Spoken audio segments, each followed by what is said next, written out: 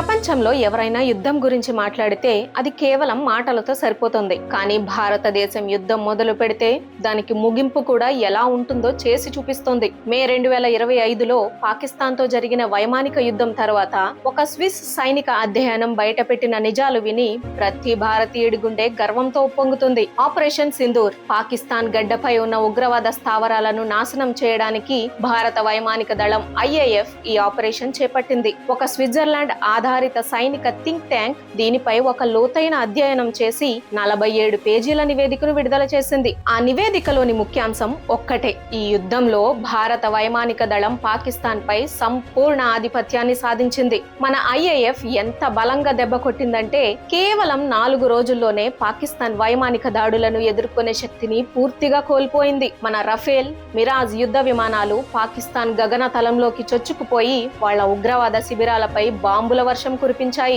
BrahMos, scalp వంటి అత్యంత అధునాతన క్షిపణులను ప్రయోగించి పాకిస్తాన్ ఎయిర్ బేస్లను, రన్వేలను, రాడార్ వ్యవస్థలను ధ్వంసం చేశాయి. భయపడిపోయిన పాకిస్తాన్ మన రఫేళ్లను లక్ష్యంగా చేసుకుని 30కి పైగా యుద్ధ విమానాలను పంపించింది. కానీ మన S-400 ఎయిర్ డిఫెన్స్ సిస్టమ్ ఒక అభేద్యమైన కోటలా నిలబడింది. పాకిస్తాన్ ప్రయోగించిన 900కి పైగా డ్రోన్లు, క్షిపణులు మన గగన తలంలోకి చొచ్చుకురాలేకపోయాయి. చివరికి మే 10వ తేదీ మధ్యాహ్నానికి పాకిస్తాన్ కు అసలు విషయం అర్థమైంది. ఇక భారత్ తో పోరాటం తమ వల్ల కాదని చేతులెత్తేసి కాల్పుల విరమణ కోసం ప్రాధేయపడింది. ఇది కదా కొత్త భారతదేశం అంటే. దెబ్బ కొడితే ఎలా ఉంటుందో రుచి చూపించింది. ఈ విజయం గురించి విన్న తర్వాత మీకేమనిపించిందో కింద కామెంట్స్ లో చెప్పండి. ప్రతి భారతీయుడు గర్వపడేలా ఈ వీడియోను లైక్ చేసి షేర్ చేయండి.